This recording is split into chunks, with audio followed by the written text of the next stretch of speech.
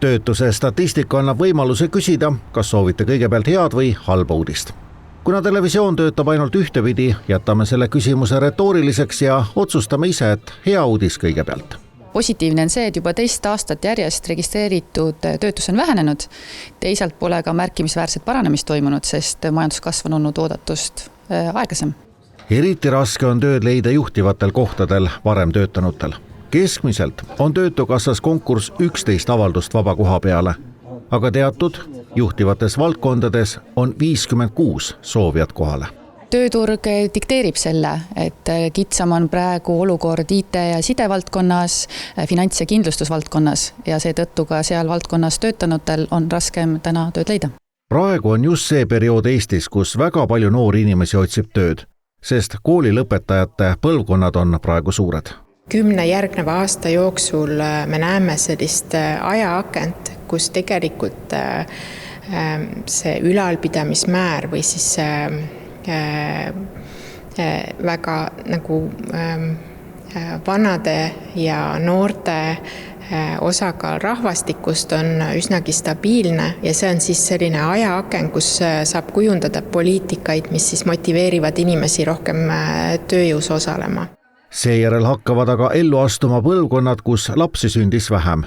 Pensionäride arv suureneb ja Eesti Panga analüüs näitab, et seejärel hakkab töökäte puudus lausa majanduskasvu takistama. Tööjõus osalemine on tõesti üks see võimalus, siis, et mis võiks tasandada seda rahvastiku struktuuri muutumist ehk siis elanikkonna vananemist. Palju on räägitud noorte suurest tööpuudusest, mis on üle 20%. Eesti Panga analüütik toonitab, et probleem ei ole reaalsuses siiski nii suur, sest noor on statistika mõttes 15–24 aastane ja suur osa statistika järgi töötutest noortest ei peagi tööl käima.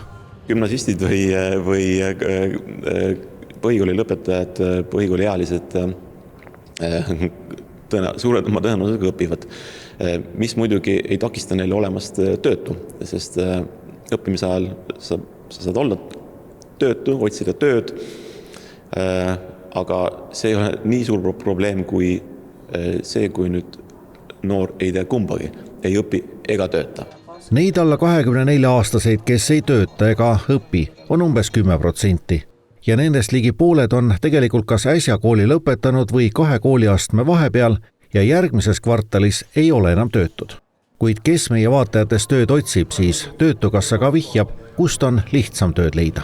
Võiks välja tuua töötleva tööstuse, ehituse, veondus-laundus on need, kes on teinud sellise positiivse hüppe läbi ja tõepoolest, eks see tööturg on ju peegeldus majandusele, et kui välisnõudlus paraneb, meie naabrite olukord paraneb, sisenõudlus paraneb, siis ka nendes valdkondades on tööd lihtsam leida. Vabu töökohti on praegu Eestis 1 iga 5 töötu kohta, aga seda keskmiselt ja on täiesti teine teema, kas tööks vajalikud oskused ja töötul olemasolevad oskused klapivad ning kas vabad töökohad on seal, kus töötud.